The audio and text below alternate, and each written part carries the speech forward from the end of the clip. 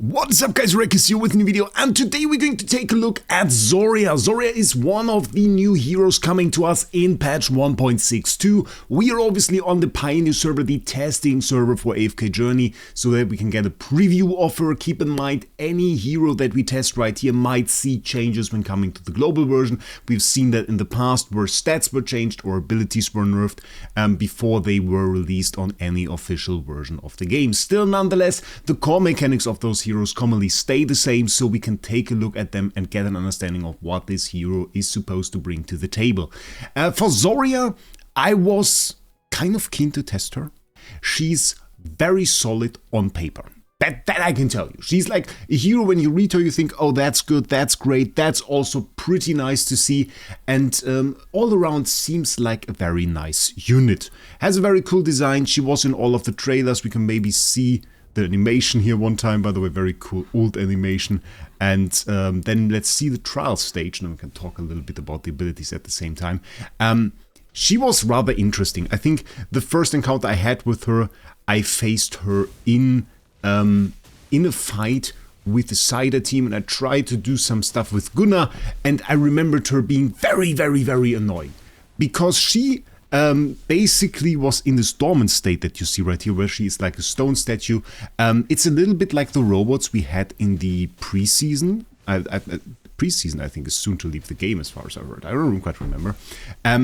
And during this time, the fight actually doesn't end. So as long as she sits there and is actually invincible, the fight won't end. So even if you defeat all other units of the enemy and she sits there, you will have to wait until she recovers her full energy and gets back into the fight. And she does that at the rate of like 85 energy per second, which takes a little while. She also recovers HP during that time, and will do this mode every time either her energy ends or for the first time when she's defeated. So when she's defeated, you will instantly switch into this invincible mode and basically start recovering her HP. This seemed to me like a very good thing. Because, well, on the one hand, you have a hero to kind of lengthen the fight. You have a hero to play around with, for example, something like a Cider. That was like my initial idea, because that was what you usually did. Lengthen the fight so your Cider could get some ults out, keep a target on the board so that your enemies have something to strike other than your Cider. Well, she tries to do some ults, and in the end, after the 3 ults, you win. That was the initial idea. And then turns out it really doesn't work. And yeah, that was kind of sadness.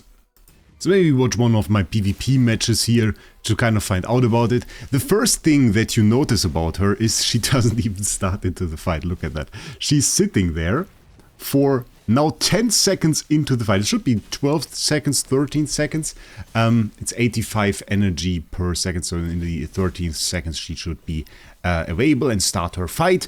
And this is the time span of some teams already, which I think is ridiculous. This is something where I would definitely say, after seeing this on this live version, they have to change it for the official version. There is like no way this can stay there. And essentially, when she is defeated or her energy runs out, usually the defeated part comes first. Then she will go back into this mode for another 10 seconds. And then when she's defeated again during the time when she's awake, then she will actually be defeated. That's by the way you defeat her. That's something we should say. And the thing that I noticed the most is, for a lot of times she really doesn't do too much, especially in this fight. But also in a lot of other fights, she's just either inactive or just took a hit from some hero and went back into a defeated mode, or her energy ran out. And she ends up really not being part of the fight for too long. And by the way, this gameplay I found rather impressive, because we firstly get to see a Zorya here basically healing up the allies so much that my Cider, even after 3 ults, isn't able to punch through. So very, very interesting fight here, with 3 units there, and in the end, just winning. There we can see the final numbers here. 123 million here from Solace. I said Zorya, no, Solace, obviously. From Solace, obviously also with the buff from Gunnar, very interesting. But a pretty strong heal there. We can take a more in-depth look at this ability. So, first of all, I found the beginning quite interesting. Passive Zorya's skills are powerful and have short cooldowns. I guess, like, thank you for the review, so I don't really have to review it. They wrote it here. It's powerful and they have short cooldowns. But she can only use them while awake, so that is the main part. When the battle starts, Zorya enters a dormant state. That's horrible. That is so horrible. While dormant, she remains invincible. Okay, I guess. Recovers 85 energy and 7% max HP per second. So that is the interesting thing. We said 12 to 13 seconds is that usually because you need to reach like 1000 energy.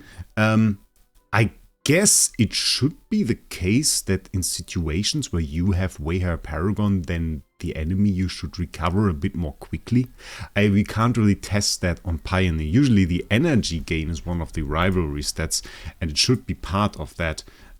So it's not the energy on hit up here, but it's actually part of inspiration and intimidation. Every point of inspiration increase all allies extra energy gain. So in theory, that should mean that she recovers her energy more quickly and is back more quickly into the fight. But I really don't see the point in having like an... Even if she worked well in that situation, what's the point of it? You are most likely going to win anyway when you have a big enough Paragon advantage. So we really don't have to talk about that too much. But that in an equal Paragon situation works out to her recovering her energy and her full HP while she is in that dormant state, and that dormant state taking about 13 seconds. So that is rather horrible because we saw fights as short as like 6 seconds, very quick teams. I remember Pandora, Cryonia combinations, those are super fast. Perseus teams are super fast. It's really mostly for the Cider teams that they are a little bit slower. Can you make use out of it? I mean, in theory, you have a hero or a fight that can't end within like the first 26 seconds or something it is, because she will be dormant for the first 13 seconds, as I said. Then she will come to the battle. When she is in the battle, then she can be defeated, which with her Supreme Plus will instantly put her back into the dormant state, which then lasts for another 13 seconds, and then she can be defeated again, and then the fight can end. So you have a minimum of 26 seconds if you can defeat her 2 times within that short time frame, which is definitely possible. I have a gameplay for that. So here against Shorty, we have like a little bit of a weird team that I built. I wanted to try some heal, didn't work out. But you can see she's very much so inactive at the beginning of the fight. Still inactive, still inactive, still inactive. Now we have 12, after 12 seconds. Yeah, after 12 seconds. Now jumps into the fight for the first time, gets hit a little bit, actually takes the damage rather well at the start, but against the combination of like Perseus and, what does he have, Lily May, I think, quickly falls, and then we have another 30 seconds. So basically the fight is over, everything else is dead. You still only have Zorya there, just delaying the fight a little bit more. Ult gets countered, Lily May's just there with the ult counter, instantly taking off a ton of HP, and I want you to keep an eye on that, by the way. Maybe we watch exactly that part again. So, now we're waiting for the second revive. I want you to keep an eye out on how quickly her HP really vanishes here. So, she comes back to life right now at 63 seconds, starts off with an ult getting countered, and is dead at, what is it, 60 seconds. So was alive for like 3 seconds here, and that is important because I want you to keep that in your mind when we read another ability of hers. When Zorya awakens, she harns into stone-like skin, reducing the damage she takes by 90%. This effect gradually fades over the next 10 seconds. Nonetheless, she was down within like 3 seconds, so that was very, very fast. I didn't save her in this situation at all. And the reason for that is of course partly that we had a ton of units there hitting her. Also some of those dealt true damage, so ignoring big parts of her defense. I don't think we had a pure damage dealer. And as far as I remember, only those can ignore the reduced damage taken effect. But nonetheless, the effect stays the same. If 5 heroes hit on Zorya, well then she will go down. So that is just the case there, and she will go down much more quickly than you might anticipate reading this skill. The other part, by the way, the active part is rather nice. Every 8 seconds, so knockdown there for 2 seconds for the heroes which this works on. In the current PvP meta, we get more and more invincible units, where this is just not viable. But it's a good thing overall. Then we have this Bloodlust. Increase her life drain by 20. Whenever an enemy is defeated within 2 tiles, she immediately heals herself for 50% of her max HP. I saw this one time. It's a very, very powerful heal. Very, very nice, actually. Could be great when we ever enter like a summoner meta. And there are tons of units dying around that, but then she would be absolutely great for that. For like a PvP scenario, I mean, sure, if she was super tanky and could stay alive, then maybe this would be the case. And would be very interesting, but just for right now, I've never really seen her get value from this ability. Same for PvE. PvE enemies, we have like 5 of them. This game is just not a game where you have a ton of units on the board. There are other AFK games where you fight against 40, 50 units, and that is part of the difficulty of the stage. If we now go into an AFK stage, we'll face 5 units, and those units will deal a strong amount of damage, obviously, and thus might delete her very much so instantly before we even got to see any of her abilities, really. And I would just place her in there now without like a proper team. I just want to see how much damage she takes in the end. Maybe we replace Gunnar or something that makes a little bit more sense. Okay, just use the Theodore. We'll give some extra energy to her, which one of her abilities is actually quite interesting for that, which we also have in her kit right now. She can't really get energy, but every time she gains 10 energy, she basically increases her attack by 1%, and she can do this up to 100 times. So if you feed her 1000 energy, that will give her 100% extra attack. Sadly, not really a ton of good abilities in the game to feed energy. It's really like Theodore, it's Leica, and it's for the biggest part Roan, and there isn't really something in Graveborn as far as I remember, unless you have something in the charms. But yeah, this is like one of the options that we have. Maybe we position it like this. For the moment, I think this is fine, and then it's just about seeing what she really does there. I think the killer part here is already that she's just inactive for the start. Really just doesn't do anything, and it's such a long time where you really are kind of more focused on getting the enemies under control, on getting like initial damage there. The stun then is pretty cool, but then you end up with another 13 seconds, even if she survives rather well now. It's still pretty decent, I would say. I mean, she takes a few hits from the statue. She will now go down, but she will become immune, essentially. The bad part is enemies will ignore her during the time she's invincible, so they will target other heroes instead. In this situation, they will completely run past her. So also during the first 13 seconds, you can't just place her in front of your team and expect her to do well in this situation. Yeah, we have her now at this position. She heals, obviously, with every single attack, but it's just not enough overall. And yeah, tanky, I think we can say that she is. Not like to an insane extent. If you think about her having like essentially 2 HP bars, because you have like the first HP bar, then she dies, then she recovers another HP bar. And we compare that to something, to our Ulmus over here, where he tanked 113 billion. That is not too insane. You would expect a little bit more there. Plus the 90% damage reduction. You would think that this is a little bit more noticeable, which it really isn't. Okay, we have hamsters collecting stuff. I have to do the guide. Yeah, this is like a Pioneer thing. All the guides are still active somehow. I don't know. So, really doesn't seem to work out too well. The good thing is she's steadfast during the time. She has another ability later on. We have the life drain here. Yeah, I don't know. Really, the best part is the CC. You really think reading through this where you have like 90% damage reduction, 20 life drain, heals yourself by 50% of the HP, and then you have some CC and you have like a revive ability essentially, and you have all of that. You really think that this is like great, and it all just doesn't really come well together. Maybe the Mythic Plus, let's talk around that. She creates a 2-tile force field around herself, causing all enemies within to lose 80% movement speed and 60 haste, which is cool. Like an offensive movement speed ability where you can kind of nerf the enemy movement speed, keep them from running. I think that is a very cool idea, and I would love to implement that into maybe like a range team or something. The problem is, with movement speed, it's about controlling where the enemy moves. So you want to keep them from moving, but when you get that movement speed debuff 13 seconds after the start of the battle, because he has to be awake, which he only is 13 seconds after the start of the battle, well, then you don't really need it anymore, do you? Because the enemy at that point will have moved over to your side, so there is no longer a big need for movement at that point. So this loses a ton of value, and I would reckon through all the gameplay that I've shown, you have not noticed this. You have not noticed this. Same for the 60 haste somehow. I would think this is like a huge debuff. I really didn't notice it. I don't know. She gets a +10, that is rather interesting. As long as she is above 50%, she stays unaffected. So when she spawns essentially, or becomes awake, she is unaffected.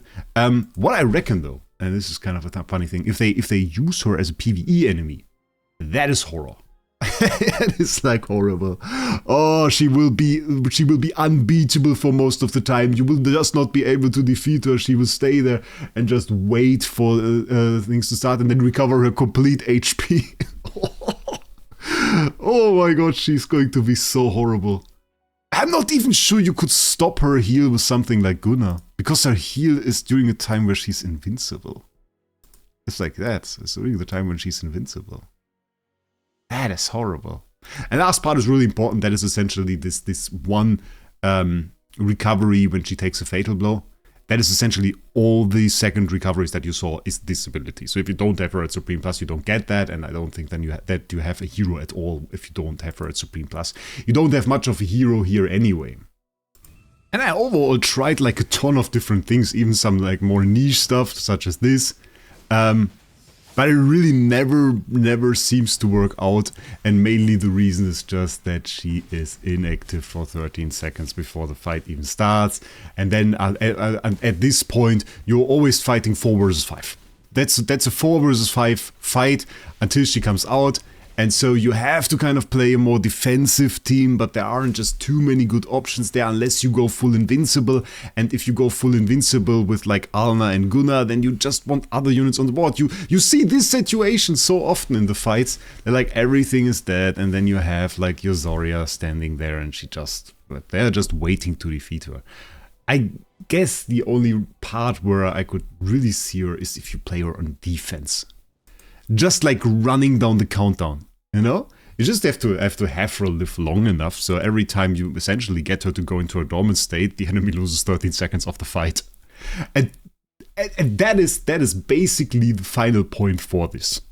The team that I see her for doesn't exist right now, and it's a time burn team. I could see her in such a team. You just need a few mechanics to heal her up, to keep her maybe invincible for some time during the awakened states, and if you have the right timing for that, a little bit heal on top of that, maybe a Damien that heals her up, then you could quickly end up burning the enemy time just because he doesn't manage to defeat her during the time that she's active. Charms, by the way, for every 4 seconds alive in battle, increased attacks 7%, fist death, magic death by 11%, which I think is pretty good because, yeah, well, she's obviously alive. She gains this buff 3 times before the first time that she can act because, well, she has 13 seconds at the beginning of the fight where she's dormant, so she would spawn with an extra 24%, and like the fist and magic death, we didn't use that right here, but it will end up making her a whole lot more tanky and, of course, give her more attack and make it way more easy to reach the cap of this, which is at 6 times. So that is, guess, something interesting. However, if you like this video, then I would definitely invite you to check out the description. In the description, you'll find the link, and this link will bring you to LD Shop. And on LD Shop, you get the cheapest Dragon Crystal packages, way cheaper than in-game. And with the link down below, when you create an account through that link, you get a 15% and a 5% discount coupon. That will make all your purchases even cheaper, so that you can save a ton, I think up to 25% on the prices compared to the prices in the in-game shop with LD Shop. And at the same time, you also support me, so I would definitely thank you for that. Other than that, let me know your opinion about Zorya. We will do a review once she's on the global server. I doubt that we can actually give her a summoning recommendation, at least not in the current state. I think she needs to be changed a little bit for that. I think I would really like for her to just not be dormant at the start. But then again, that might end with her not being viable even for such a time burn team that I imagined right now. Even then that could actually be a problem later on. Right now she's mostly a rather uninteresting hero. With that, I wish you a great day and we'll see us in the next one.